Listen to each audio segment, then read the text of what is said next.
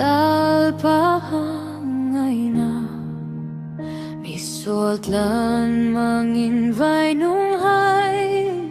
Patin na well Tunan vuok liat lep ding Ngay tu ava mateo Patin hamay na Ngay tu ava mateo Patin hamay na Ngay tu ava mateo Ahung hamdan Kalvaria tisen luchun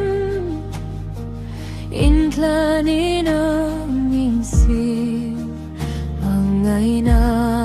sing gozarin Patin nauhay ay ni Ngay tu abamateo Patin hangay na Ngay tu abamateo Ahung hamdan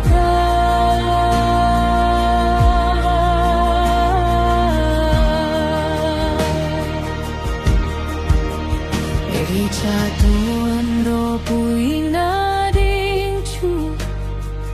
Tu hinay hu pak ngao Lao me lâu mu mei hu pa chu Ama